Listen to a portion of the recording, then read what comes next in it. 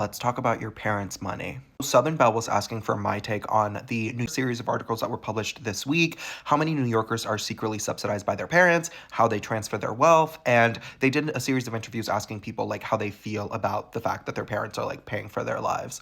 This one is by Madeline Lung Coleman, and I highly recommend you go read all three. They were fascinating. I subscribe, so I was definitely tapped in the day that they came out. And I think this is something that's really interesting. Just to like give you a little bit of context, I grew up here. I am not subsidized by my parents. I grew up in the Bronx. Like it was a very, very different experience. But I think as you sort of move on in your life and you like meet your coworkers and stuff in New York specifically, this becomes something that's really interesting and something that nobody talks about, right? I think that the whole reason that they wrote the article is because it is so shrouded in secrecy.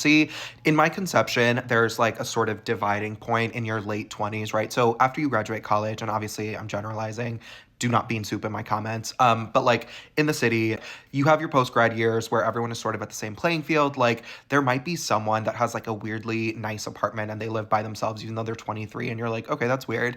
You really find out whose parents have money when you're in your late 20s and people start coupling off. And really comes about in two ways: in weddings and in property, right? So like in your late 20s, most people will start getting married and you're like going to weddings and you're like, wait, this is really weird, right? I worked in nonprofit and there were so many people who I was like, I know how much you make, right? Because like our salaries were public.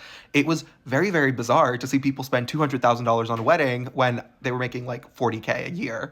It's also because New York is such an expensive city that it becomes very, very obvious, right? You have an idea of how much people make, but you don't like really understand. It's just really, really apparent when you really start putting two and two together and you're like, well, I don't know how you paid for this. The last thing that I'll say is that a lot of people get confused because New York is a city with a lot of money in it, right? There are a lot of millionaires here. There are a lot of people who have like always had money, but there are also careers where people like earn a lot. So it's a little bit harder to like gauge when someone is like in this pipeline that they like have parents who help them out along the way. They went to private schools, they went to like very, very fancy schools, and then they work in tech or big law or consulting or finance, right? It's much harder to gauge because these people are making a ton of money straight out, right? I was just on the New York City apartments Reddit, and this guy's worked in finance for 4 years and is making $445,000 a year, which is an insane number. I can't even like fathom what I would do if I had that much money, right? Like it's crazy. You have people like that, but then there are industries where the numbers of people or the percentages of people who have parental money or parental support are so much higher because of the salaries, right? I knew a girl who worked in fashion. She was making like $8 an hour and she lived in Tribeca. And I said, what?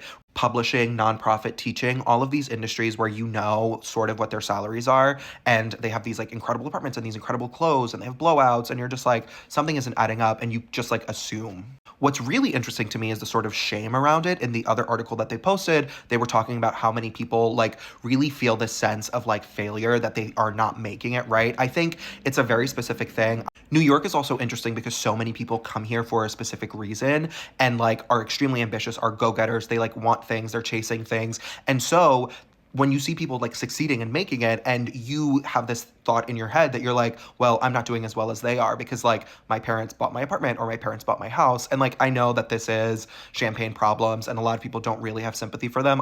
But I can see how your perception of yourself would be warped if you're like, what have I achieved on my own versus what have my parents helped me with? And that's sort of like the Nepo baby conversation as well, where people are very, very resistant to this idea. Psychologically, it's very hard to like create a sense of self when you're still tying yourself to your parents' money. And I think that's why in these articles, they only spoke to people whose parents like bought them apartments or bought them cars or like gave them like some money, but they weren't talking to people whose lives were like subsidized, right? Like there are people who their parents have like $1 million apartments, they don't spend any money of their own, and then they earn all this money and it's all of their own. And I don't think those people feel as much shame about it because this country is sort of founded on the false meritocracy. A lot of very wealthy people believe that they have what they have because they're like deserving of it, and they're not necessarily understanding the mechanics of like inequality that go into propping them up. But yeah, it was a really interesting article. There were so many people that I could like immediately identify where I'm like, I've met this person before. I've met the nonprofit girl. I've met the people in publishing. I've met the people in fashion. Like I know. But like I said, you don't really, really, really know until you're like late 20s, early 30s, and wait till you're in your mid 30s and people start buying properties and you're like, a lake house? A summer house? As always with these people, I wish them an ounce of luck.